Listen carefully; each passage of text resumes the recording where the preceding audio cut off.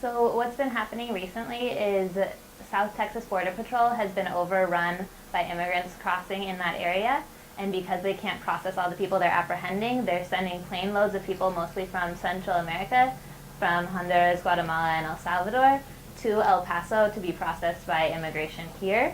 And then they get released into the local shelters, and Annunciation House has been orchestrating the releases to make sure that everyone has a place to sleep, a place to shower, and a place to have a nice meal. So I think the biggest need from the community right now is coming together, treating these people with humanity and dignity, and allowing them to feel like they are part of a community for whatever time they're here until they go on to be with their families.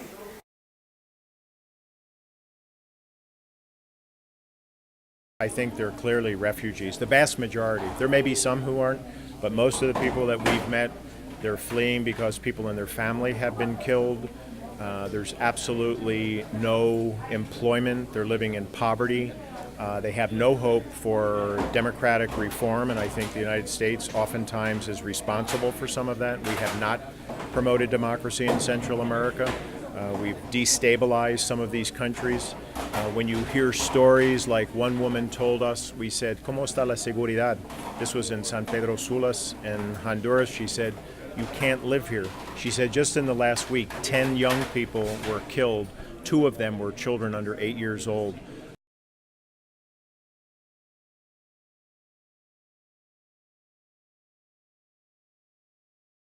I think yes and no, because when you get involved other countries into these immigration problems, sometimes the families are hiding.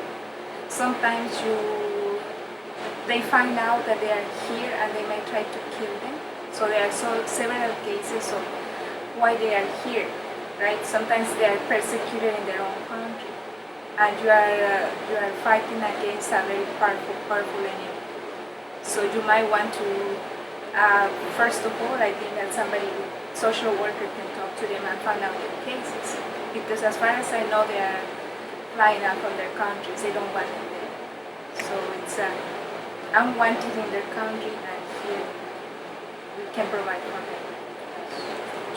them. My prayer for President Obama is that he would have a vision, and let's admit that we're part of the problem in Central America. Let's start using our funds to promote democracy. The one thing that I keep coming back to when I talk to my friends and family who are less aware about the issue is the people coming here do not want to be here in the way that it's portrayed in media. People are coming and leaving everything they know because they fear death if they stay there. And when your child is left with the option of joining a gang, being killed by a gang, or being stuck in a house and not getting an education, a mother will choose to look for a better life for their child, but it's not the American dream that they're seeking. It's something that was created by the U.S. that is creating a nightmare in their countries.